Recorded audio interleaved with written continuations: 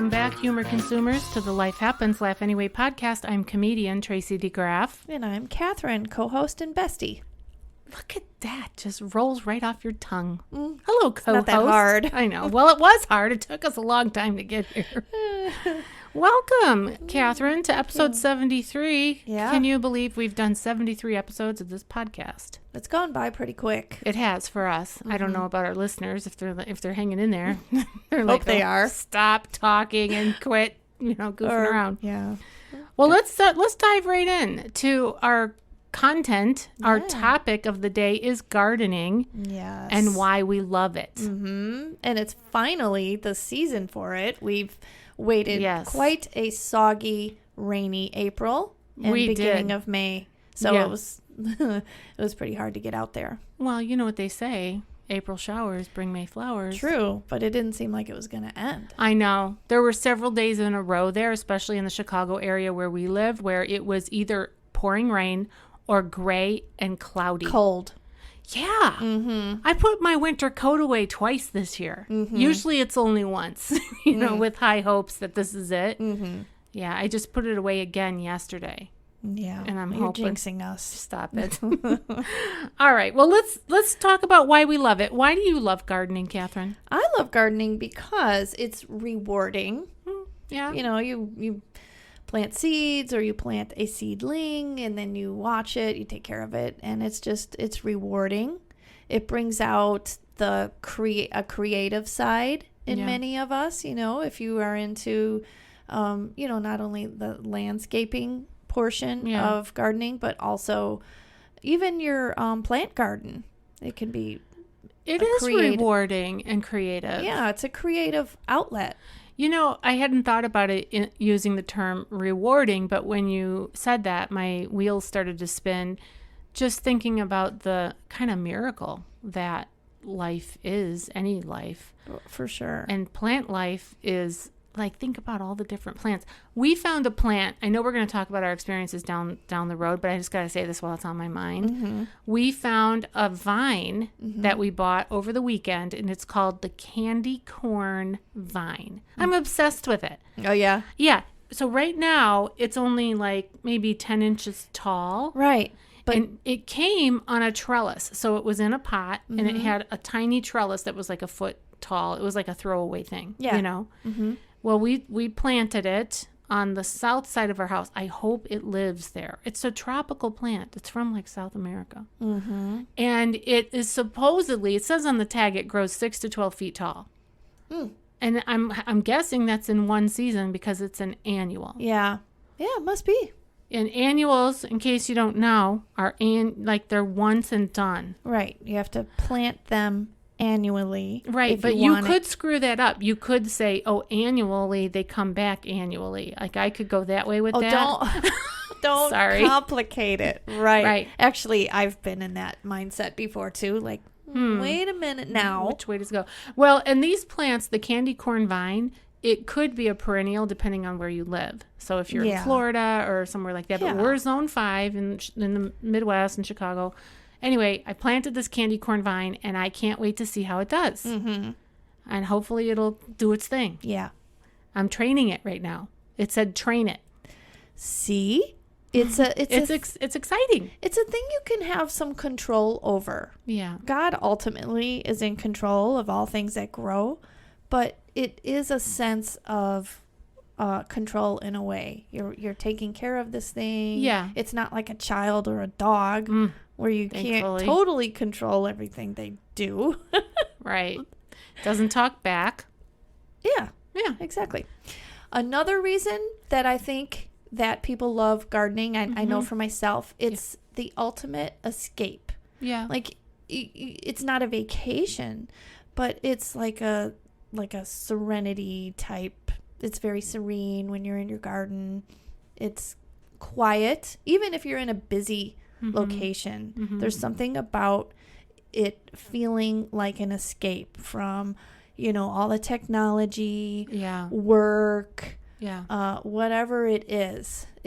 Gardening is definitely an escape for me, and I know I'm not the only one. Oh, yeah. And I think that some people say that if you are digging in the dirt, there's some sort of benefits to that. Okay, so yes, now that you said that, there is a bacteria that's a harmless bacteria in soil that releases serotonin in the brain. And of course, serotonin is good for the mental health.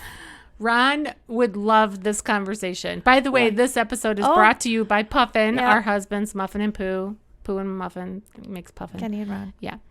My husband is a heavy equipment operator, and he works in dirt.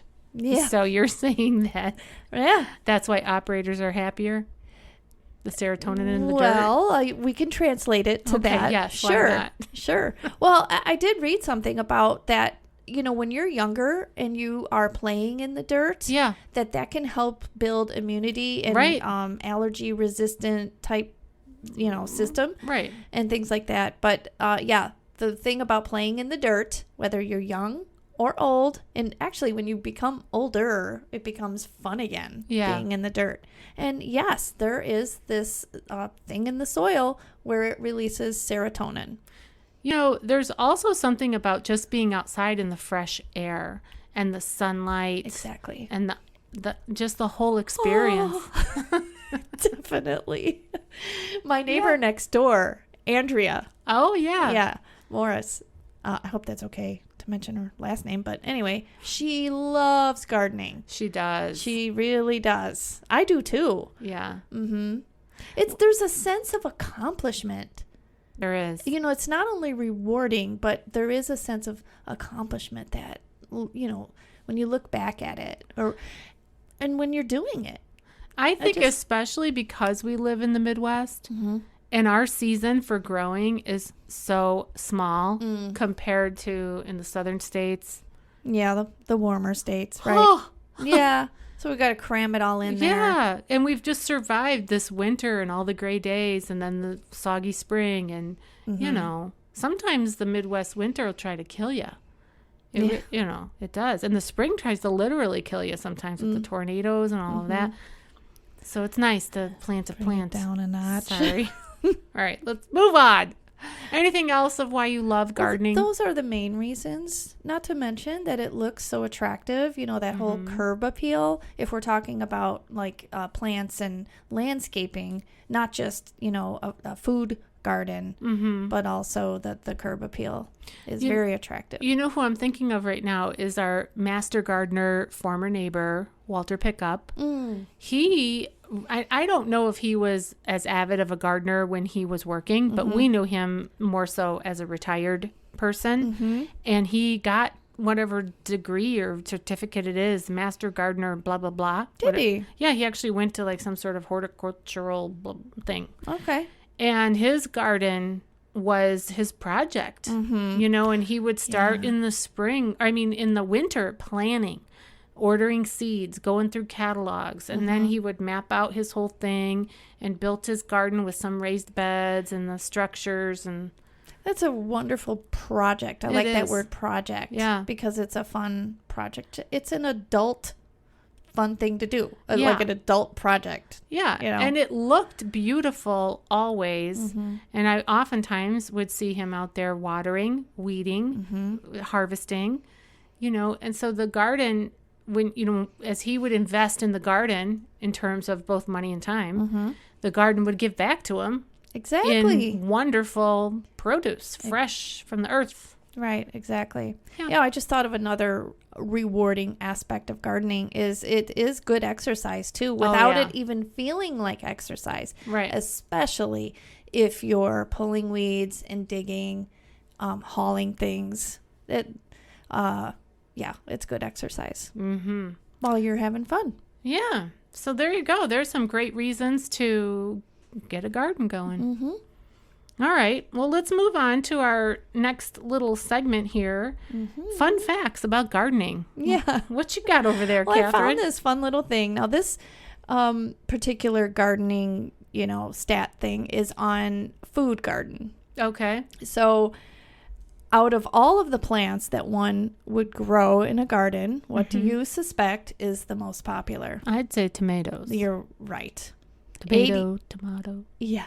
86% of what takes up one's garden is tomatoes. Okay, and you know why that is? I think that people think that they need to plant more than they actually do. That could be.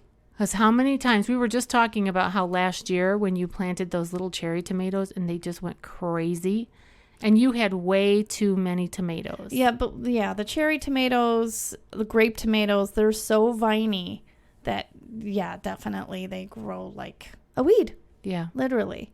I think also with tomatoes, they're easier than, let's say, a vine of like zucchini or squash or pumpkin, anything like that. Cucumber, they just take up an entire garden. And tomatoes you could put in a planter. The other thing about tomatoes is that they're versatile. Mm-hmm. And one could grow, if you have too many tomatoes, because I know that you did this, did you cook them a little bit and then put them in something? Well, you do have to kind of cook them. I forgot what the word is, before you can them. Yeah. In which, by the way, I have a thing about it being called canned when you're actually putting it in a jar. Really? Yeah. Or I also blanched is the word I'm looking for. Is that what you did? Oh yeah. Okay, Mm-hmm. you blanched them. Mm-hmm. Well, and I froze them. So. And then you used them for chili and spaghetti and all kinds of great things. I sure did. Yeah, I still have some from last season. You do? Mm-hmm. And I gave some away as well. But that's, it's the gift that keeps on giving, or the reward that keeps on rewarding. Yes. Mm-hmm. So the second most popular vegetable in one's garden is cucumbers with 47%. Love cucumbers. I know. I like them pickled too. Yes. Mm-hmm. And what percentage of households in the U.S. have gardens, do you think? Percentage of the whole country, I'm going to say over 50%. No, it's really only 25% of households garden. Oh, well, I guess that makes sense because there's apartments and different things like that. Yeah. And the other thing that makes sense too is that we have a lot of grocery stores. Let somebody else do the gardening. And it does say here that the average home gardener will spend about 5 hours a week in a garden. Yeah, that makes sense. I would have thought more, but that's what they say. And one more fun thing on this one: the total nationwide spent on that they spend on gardening. Now this is just food gardening. Okay. Is $2.5 billion. Oh wow. Yes. And the average garden yields about 600 of produce in a year, minus what they spend, which is about $70 only. So that brings out 530. Well, that's nice. I know. That's good to know. So it's especially right now where they're talking about food prices increasing and all of the inflation and such. Right. It's probably a good idea to consider at least container gardening, if not having a little small patch of a garden. Well, yeah, that's what I'm going to do this year. Is my garden's not going to be as big. I'm going to have to make it a little smaller for a couple reasons. One, I guess not so much the expense, but my time. Yeah. This summer might be limited. Why, Catherine? Because I got a job. Yes, but it's a good job. Yeah. It's a good job. Yeah, let's move on. Okay. So here's one that'll blow your mind. All right. At least I thought so anyway.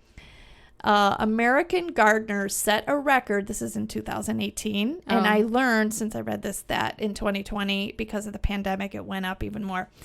Set a record spending amount of $47.8 billion in lawn and garden retail purchases, and that includes everything from bulbs to outdoor furniture.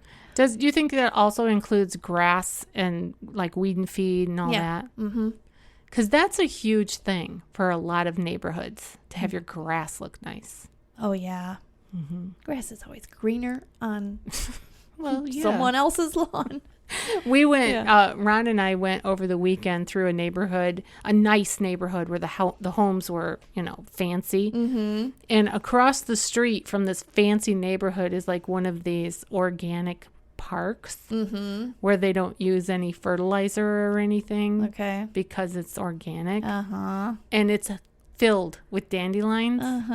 And then you can see where the dandelions, of course, they float, when they float over. So I wonder if the people that are on the other side of the street are like, you could keep your dandelions over there. I'm sure they are. Yeah.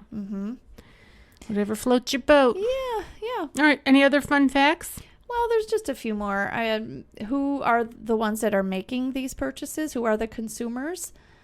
They are over 35 years old, but they are saying that the younger people are really starting to also buy into this. Yeah, I would imagine that they could, because why not, right? Even if you're in an apartment, grow some herbs or grow a tomato plant. Throw it in a pot. Oh, I just had a thought. What? I wonder if that's also because they're growing things now that didn't used to be legal. You mean marijuana? I do mean marijuana. Maybe that's why. I don't know. It could be. And it does say, too, that they are spending more money on apps on how to be a good gardener. I'll bet you that's it. It could be. Oh. You never know. Oh, that is fun. Yeah. Fun for them. Well, yeah. I meant that's funny. Fun to know. Right. Yeah. And anyway, that's it. Interesting. Yeah. One of the things during the pandemic that I saw a huge increase in our own budget, as well as people around me, is home improvements. I mean, we did a whole half of the house basically, but we had planned to do that before the shutdown. But when it all shut down, well, we just kept on going. Yeah. It seemed to. Anyway, a lot of people were working on home improvements because you were home. Oh, yeah. And I was like, oh, the Armageddon is happening. And I was like going all out in my mind anyway. Yeah. With a big old garden because I was going to survive on that. When we lived out next to you on 2.5 acres, my dad used to say, you need a big garden to feed those 5 boys. And I'd be like, Dad, I'm too busy making sure they stay alive. I'm busy caring for them. I'll get my tomatoes from the grocery store. They don't eat tomatoes anyway, Dad. I was about to say, now go get me some mac and cheese. Right. If I could grow a corn dog out there, then maybe. Right? Right. All right. Well, let's move on. Funny plant stories. We were going to tell a couple of funny plant stories. Yeah. So why don't you tell our friends your first one? Well, one of the first things that pops into mind is that year that we were going to share a garden. Oh, yeah. And by sharing, that meant that I was going to do the gardening and have the garden. Wait. Oh, what? Okay. I was. Wait. Whoa. Stop. Okay. Everybody, we watched. That was a reference to The Real Thing About Pam. Yeah, we watched that, and she went, whoa, and now it's a thing that we're doing. So whatever. We're so 12 years old. We so really what? It's fun. It's very junior high. All right. Here's in my defense. The garden was at your house. And I was there watching you work. I know. But it was your idea to have it at my house. Well, because I'm smart like that, Catherine. You're crafty like that. And what did I do? I was reading the tags. Remember? Yes, okay. I remember. Do you remember the Brussels sprouts? Yes, that's what I was getting. Oh, so tell them about the Brussels sprouts. You definitely were reading. I did read them, but I was like, that ain't no thing. We don't have to pay attention to that. And so the Brussels sprout instructions, you should, listeners, I wish you could see Tracy's face because she's got the I told you so look. I do.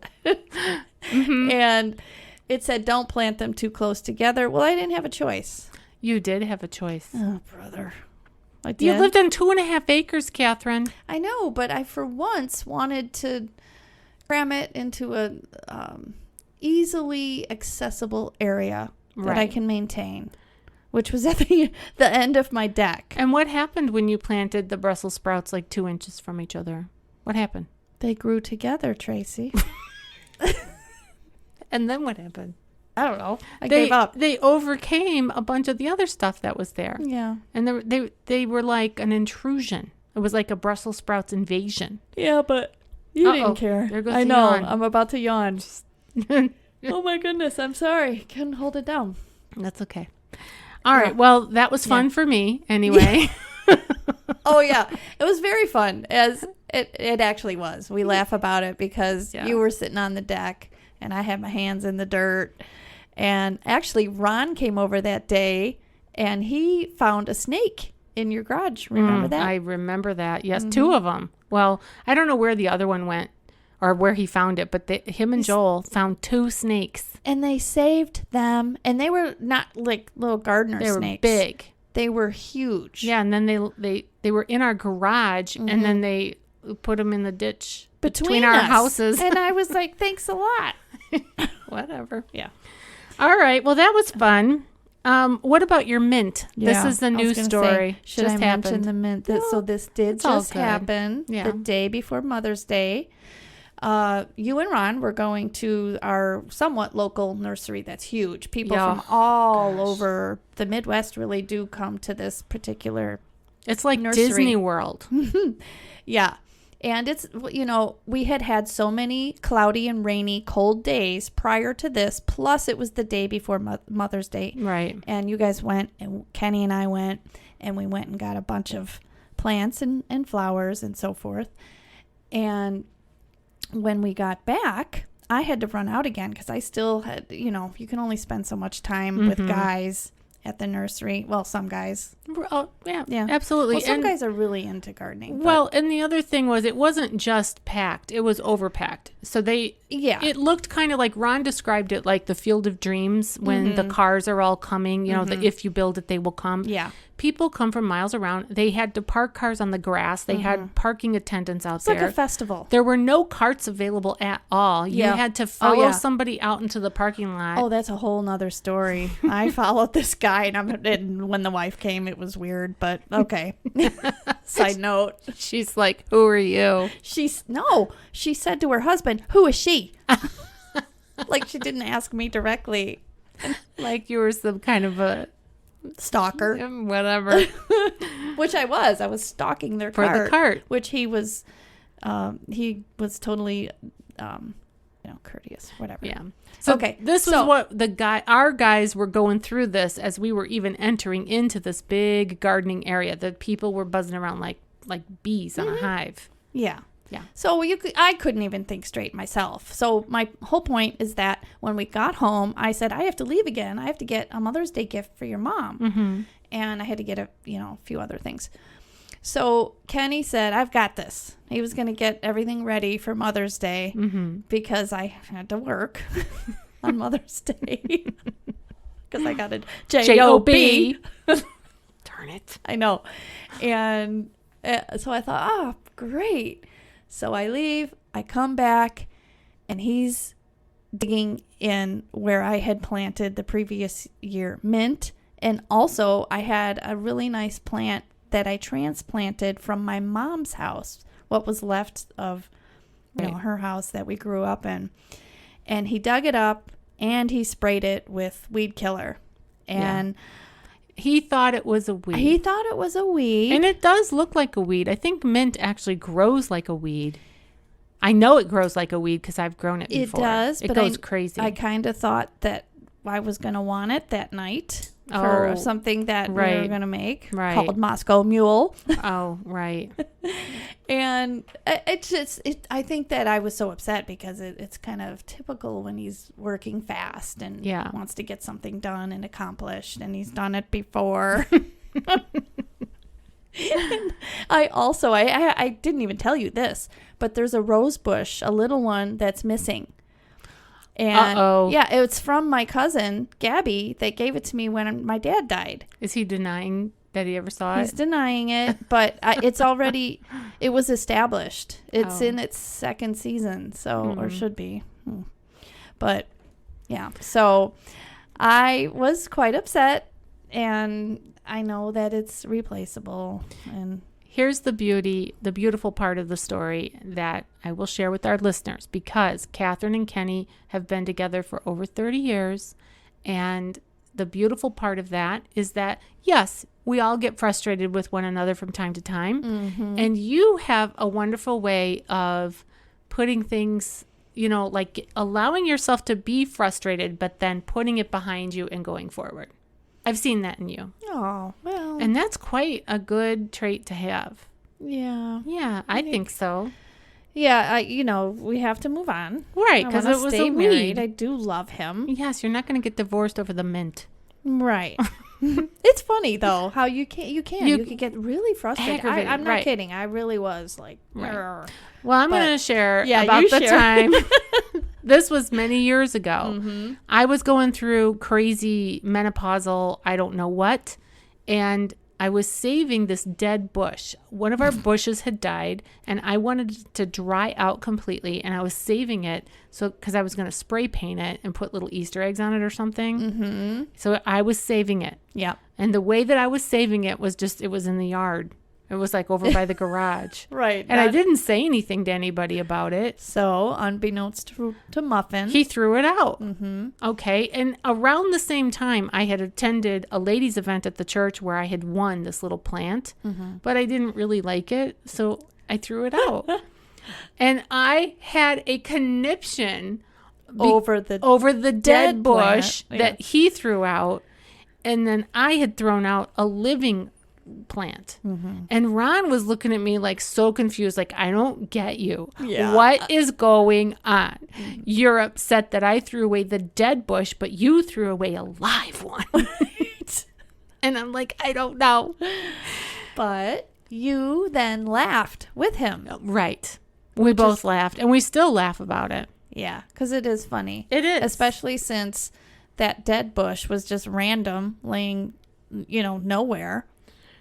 Right. You got a call? Oh, I have to go help Adam. Okay. So let's wrap this up. All right. Let's give our closing scripture. Yes. Isaiah 61:11. Mm-hmm. And it says, "For as the soil makes the sprout come up, and a garden causes seed to grow, so the sovereign Lord will make righteousness and praise spring up before all nations." Oh, that's so true. I just thought of another reason why we are created to love gardening, maybe because that was Adam's job. I mean, the Garden of Eden is the first place that man and woman lived. Right. And it was beautiful. It was.